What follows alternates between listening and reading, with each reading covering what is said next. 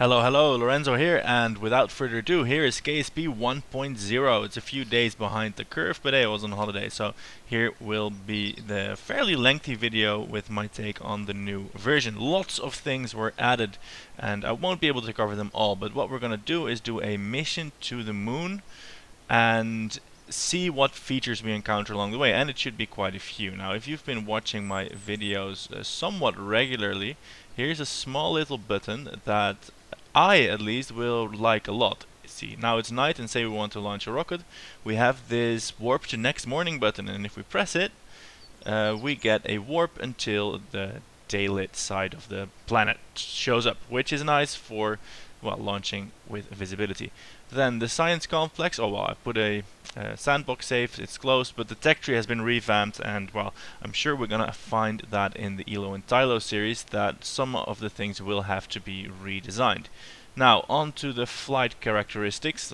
Don't pay attention to this. I designed the Imperator, and we shall be taking Valentina Kerbin, the female pilot, instead of Jebediah. I mean, over the past 4 years of development, Jebediah has got all the flights, and it's time to have Valentina have a go. So we'll have a pilot, an engineer, and a scientist. And the scientist and the engineer actually have roles to fulfill now. So let's move on to the launch pad, where we shall see a few more newer features. These fairings are now full stock. You can build them in the editor, and well, sort of semi-procedurally have them enclose your stuff. You have to do that in sections. And let's actually take the engines out of the releasing stage, and you can see some nice new visuals here. There's some dust being shot up by the engines. Another thing is the specific impulse calculation is now correct. It used to be that the lower you were in the atmosphere, the less specific impulse you had, and this is the way in real life as well. However, in real life it is translated in such a way that the engine produces less thrust for the same fuel consumption, whereas in KSP it used to be the other way around. The engine would provide the same thrust but consume more fuel. That is now fixed. So if we release the clamps, you will see that as we rise through the atmosphere, the thrust will slowly increase with the specific impulse, and not the fuel consumption. That will remain constant. Also, let's just fire up another engine. This is later in the staging, because this one is horrendously inefficient lower in the atmosphere, so I'm going to rely on these to get us out. Aerodynamics are now also a thing, so these fairings, if you actually need them, and if you are going to attempt some seriously harsh maneuvering, as would be fine in the older versions, say do something like this, then the game will give you a hard time for it, and your craft will become nigh uncontrollable. However, whoa, I think I found a glitch. Something happened, and then we were traveling sideways at 7 kilometers per second. Wow. Let's not let's not dwell on that. Let's just go again. Anyway, the point I was trying to make is that the new aerodynamics are a thing, and it does matter if you turn the wrong way into the airstream. It's not as harsh as the Ferrum Aerospace mods were, but it's a definite improvement over the, well, sort of non-existent simulation of the past.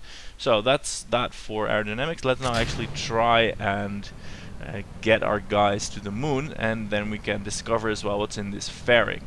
Now, a little bit of technical stuff. Not all the engines are firing, because as I said, the specific impulse actually is really low in the lower bits of the atmosphere. That's something they did as well.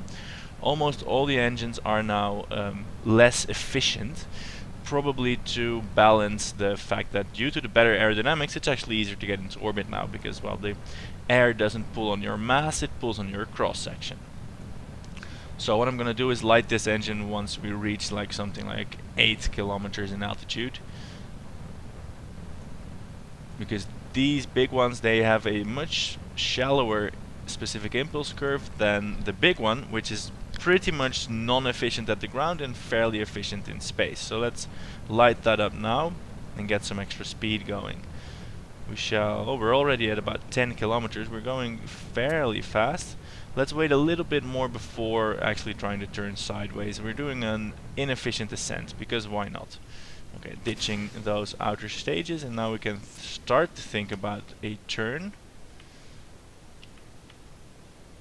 Another thing they added, which I like, because if you're steering now, you can see the flame column is, well, it's not that aesthetically pleasing, but you can go into the engine config and limit the gimbal, and, well, of course the aesthetics aren't the reason, but you can limit the gimbal and you can fine-tune the control you need and want on your ships, like on the way. Say we want to steer harsher, go like that, and we can steer very quickly. Or go like this if we want to really make small adjustments, and that way I can use the same control inputs for variable sensitivity steering. I like, for example, to put it fairly low and then just have the SAS woman, Valentina, aim it prograde. That precludes any drastic movements, but well, it allows for more finesse, which is nice. Cool, so we're pretty much out of the atmosphere. I think that makes it a good time to ditch the fairing, so let's do so. I think it ditches really beautifully, so let's try and be on a steady course when we do so. If we ditch it like so, look at that. It's all floating away. I think they did a good job. You get a nice Rosetta thing, and that just looks nice and spacey. Now what we have in the ship here, and actually I am wondering why this is going so slowly. I think I just built a horrible rocket. We have a lunar lander with mining drills and a in situ resource utilization module. So the plan is to land there and recharge our fuel and then return. Now for this purpose I will of course be time warping a little bit.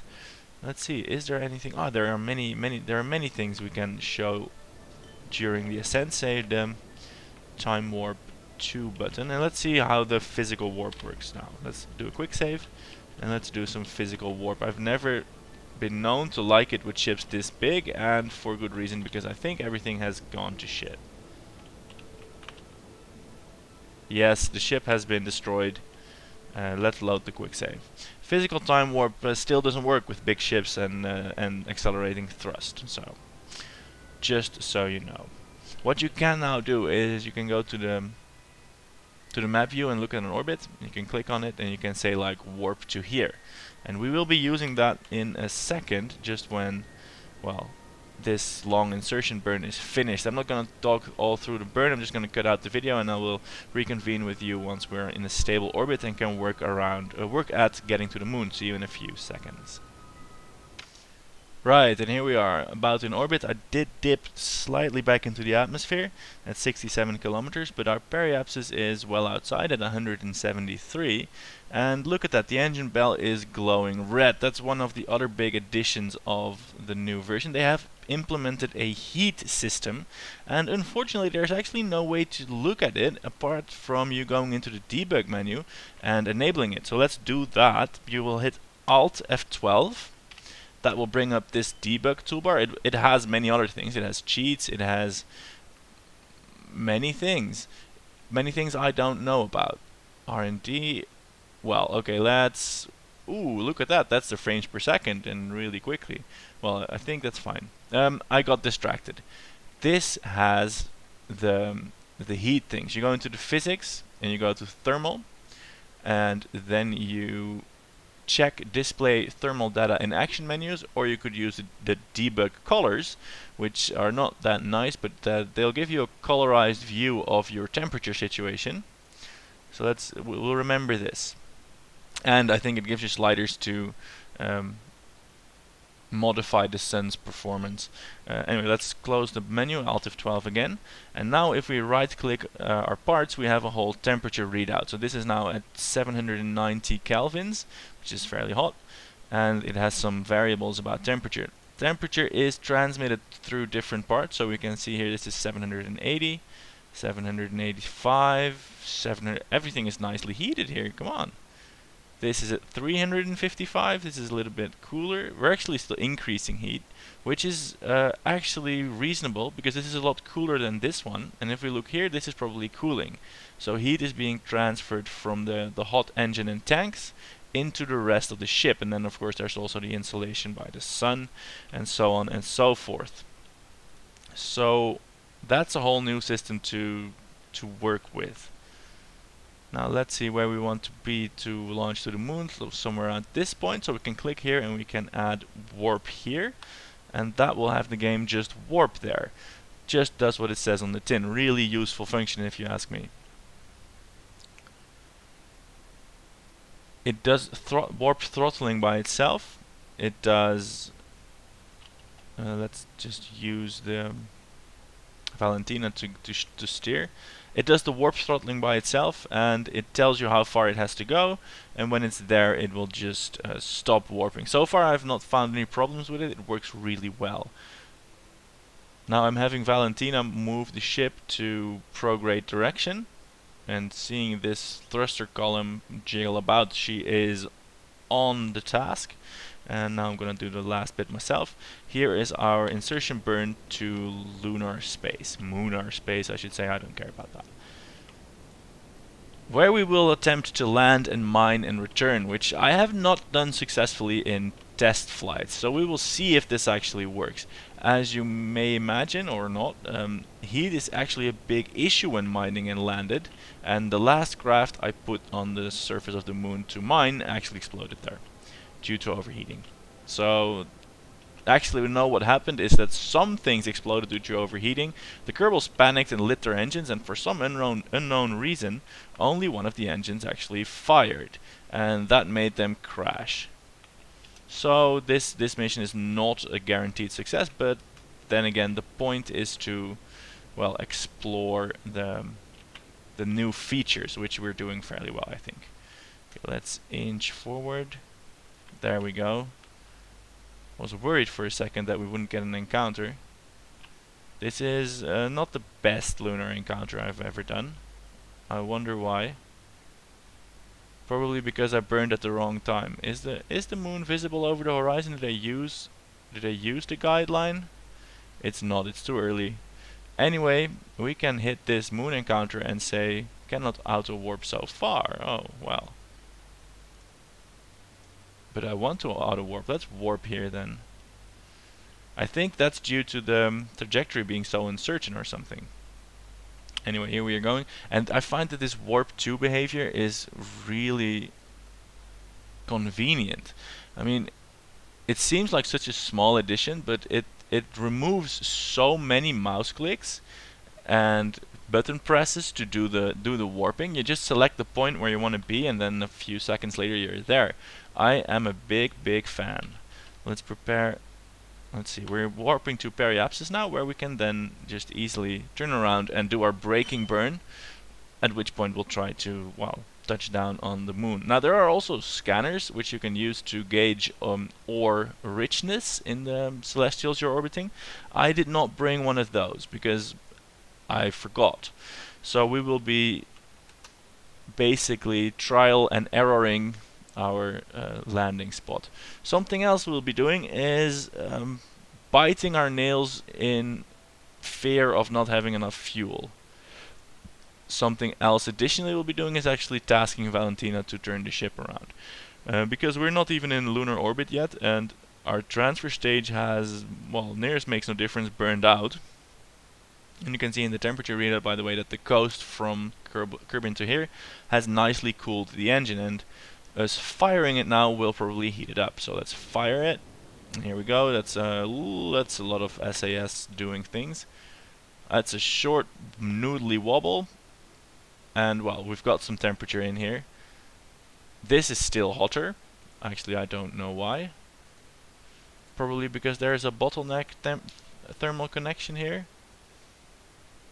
I don't know. Well, all the parts have different thermal properties, so it's probably got something to do with that. And we are now going to separate our booster stage. We are now on the lander, and we will attempt to indeed land. Which, as I said, could be challenging because, well, we're not anywhere near to the moon yet, and we're pretty much headed away from it.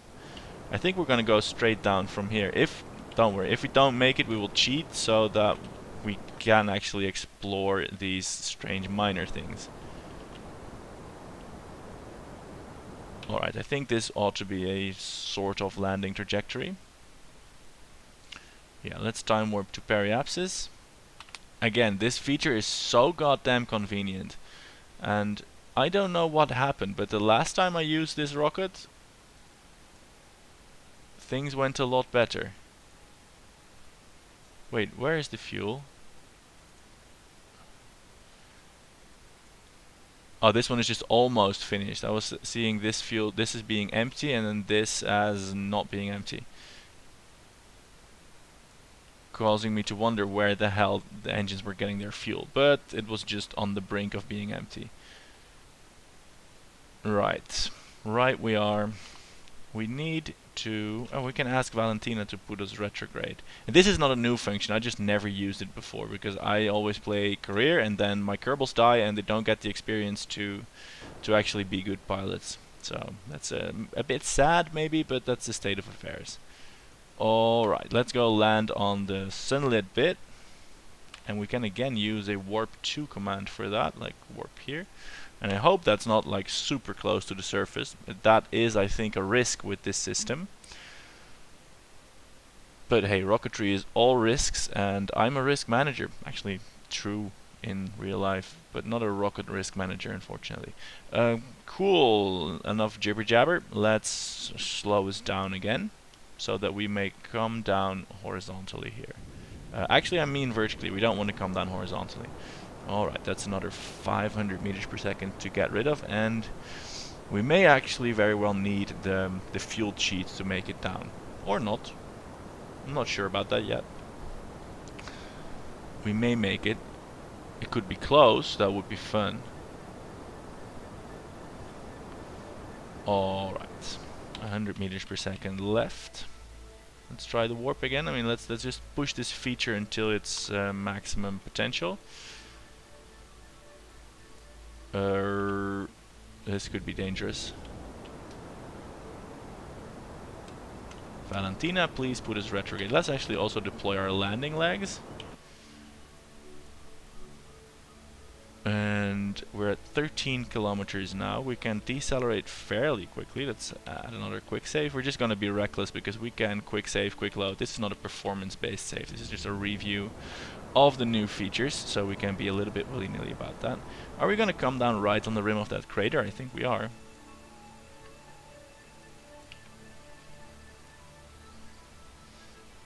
Well, I hope the ground is flat here. Let's actually put the engines on. So, there's our shadow. It seems to me that we will have enough of the fuel.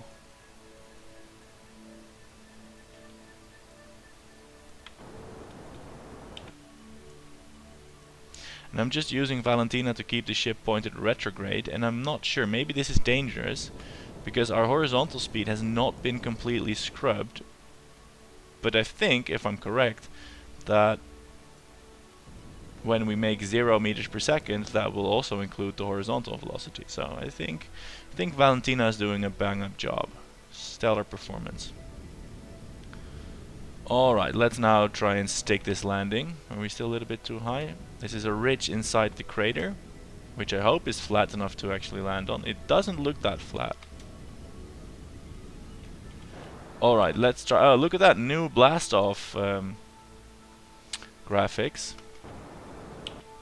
Let's try another spot then, shall we? Let's not use Valentina, because if I ask her to point retrograde now, she will point the nose of the ship into the ground. And I know that from experience, unfortunately. We can ask her to point retrograde when we're going down, like now.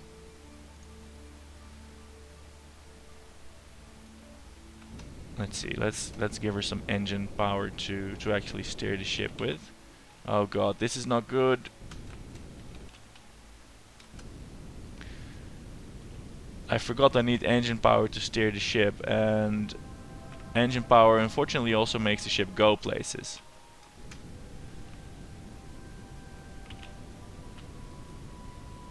This is suddenly not a very nimble craft anymore. Alright, let's get the engine. Let's now ask Valentina for a retrograde positioning and a little bit of engine power. Yes! We are go for landing again. Hopefully inside the actual crater with a little bit of a flatter surface. And I hope you could see it in that like 1 second blast off moment. There were some nice regolith exploding visuals with that. But if you didn't see that, you'll have to trust me on it, because now we're gonna come in for landing. Hey, and maybe we'll have the visuals again. We'll definitely have the visuals again when we're actually leaving the moon again. So let's do a slow controlled landing. Here we are on the surface. And now let's have a look at our temperatures actually. These rocket engines, are they warm? 270, that's just actually quite cold. 270 for the empty fuel tanks, and the pod is at 250, so everything's fine. Let's extend our solar panels because we need quite a lot of power for the drills. We brought many gigantor solar panels, and of course they will generate lots of heat as well because, well, they're panels that catch the sun. And it will be interesting to see how the heat flux from that affects things. So let's activate the drills, and you may notice that I put we're actually landed like right under the moon. That doesn't help for visibility. You may notice that I put the drills and the refining units, that I put them on decouplers so that when we leave we can actually leave them behind. That's the plan at any rate. We can put these all in the same stage because they're all the same bit. Okay, the drills are deployed. Let's start the harvesting. And you will see this, this will generate so much heat. They are immediately overheated to 100%. Oh god, and that stopped the harvesting? What's happening to the temperature? This is starting to be hot. The drill gets a little bit of drill. The drill gets a little bit of drill. Yes, that's good commentary. No, the drill gets a little bit of activity and then it stops because it immediately overheats. And now we have a little bit of ore. It is having enough electric charge. But my god, are they overheating quickly?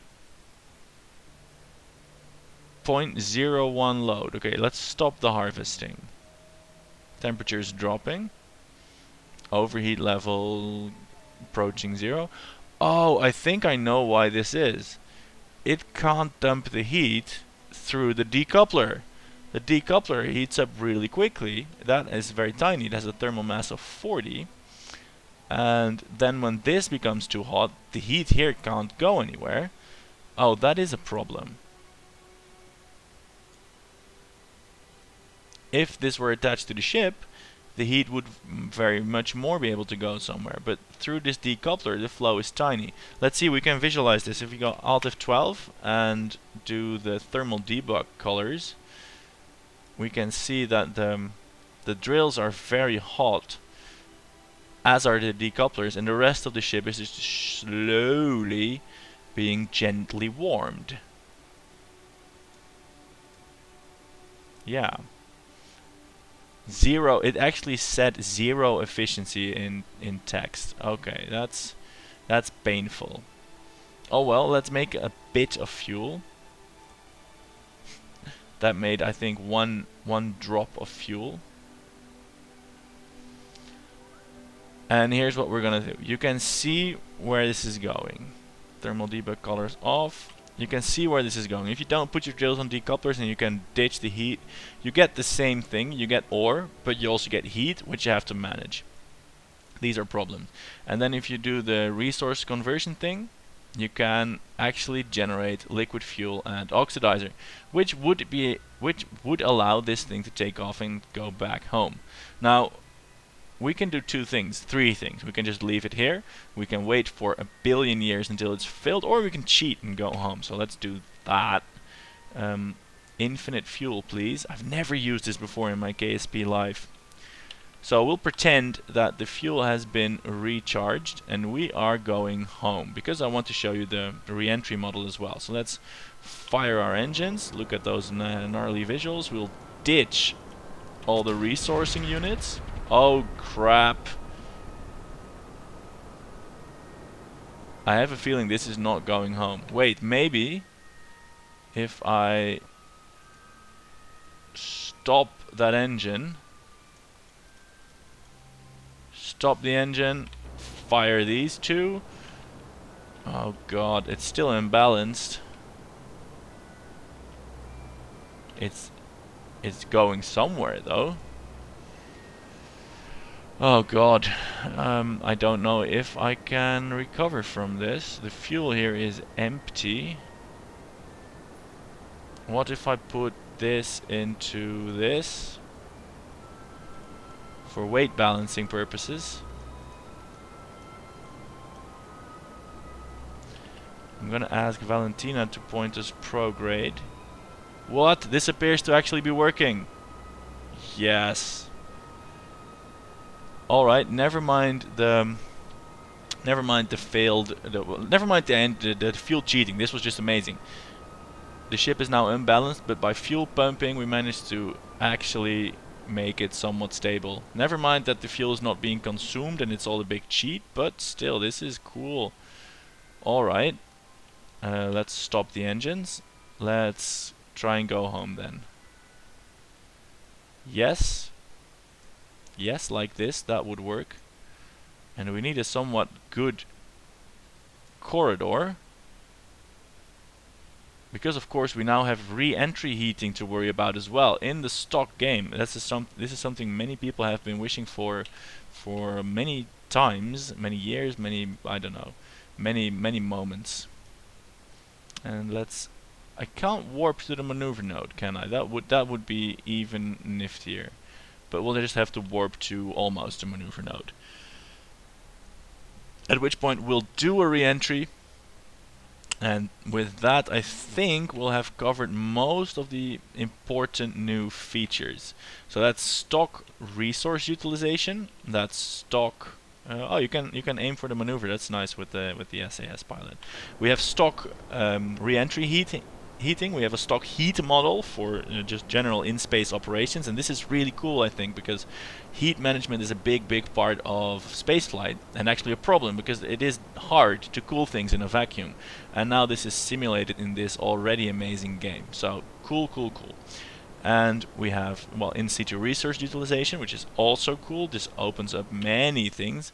There is the danger of it making the game a little bit easy, because the resource utilization unit in the drills, they're not very heavy, and basically they allow you to refuel anywhere. That is, if the resources are actually found anywhere. I'm not sure about that.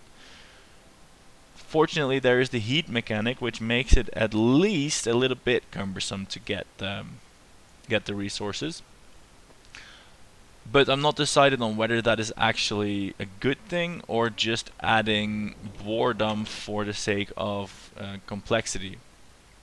It will have to remain to be seen whether it is actually feasible to design around that overheating problem. And I would be fine with overheating being a problem if, yeah, let's go with this. If you would still be able to get significant amounts of ore with an insignificant time investment, because the game doesn't need to get grindy. That's not very nice. Automatic warp reduction upon approaching sphere of influence changes, also an addition and fairly nice. And we are now warping to a point that's close to a Kerbin re-entry. At which point we'll see how exactly that system works. Let's disable the cheat. Not that we're going to use any fuel, but then at least we won't be cheating. I know it doesn't matter, but you know. Cool. Ooh, here we go. And we will probably lose the solar panels in a spectacular fashion. But let's at least enjoy that. Let's see how long the solar panels will last. We will aim retrograde. Now I read on the forums that there are some problems with the re-entry shield, that some capsules tend to flip the wrong way around and burn up regardless. I hope that's not the case today. but we didn't bring anything extra, so it should probably be fine, I hope. I'm not sure if that's good rocketry, but alright, we're in the atmosphere. We have our solar panels deployed. I wonder where they'll go, at which altitude they will inevitably falter. And we will try and remain close to... Well, let's actually pull up the heat colors. Where we can see what this heating mechanism actually does. The temperature here is now increasing by convection from a shock heating. They called the aerodynamic heating convection. Oh, here we are. We're now probably heating up pretty well. Yes, convection to the max. We're heating. But we're also conducting a lot away. Oh, there go the solar panels. Let's get rid of the rest of the rocket.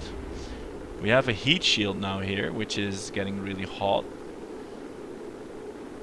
Whoa! I need to disable this color because there's actual game colors. It's shining so hot. Cool, we're shaking. 900 degrees. Whoa, look at these numbers. High numbers of temperature. We're still at 2 kilometers per second, by the way. This may not end well. I didn't deploy the parachute yet. Oh, what? This is so cool. Also, Valentina is doing a lot. I'm not sure if that's actually necessary or not, but anyway, she is managing well. We're at 1,000 degrees, just under, and we're managing surprisingly well. We're 10 kilometers now. We're still at 1 kilometer per second, but everything seems to be just fine.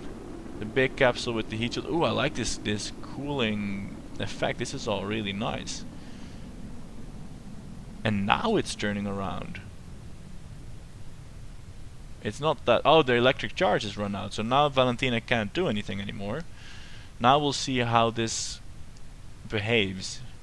Unfortunately, we're not going very fast anymore. Let's deploy the parachute then. Oh, that goes gradually as well. That's one of the new features also. That the parachutes aren't so mental anymore. They don't just snap into existence, G-force loading your crew up the wazoo. I think they're gonna make it with a little bit of cheat-aided in-situ resource utilization. Our crew of Bill, Bob, and Valentina Kerbin has, well, almost made it back home safely. We are, of course, descending under physical time warp, but that, well, that is oh, there is literally no abrupt opening anymore. They open gradually. This is good. This is really good. The parachutes were always a little bit jarring, but this is nice. This really is. All right, let's have a quick look at the tech tree, for which I will have to open a new game. This was reshuffled as well in the update. So let's quit to the main menu and start a new game. Default sandbox. Let's do it. Yeah, override it. Not playing a lot in the default game, as you may imagine. Yes, we've got it. Let's have a look at the facilities closed.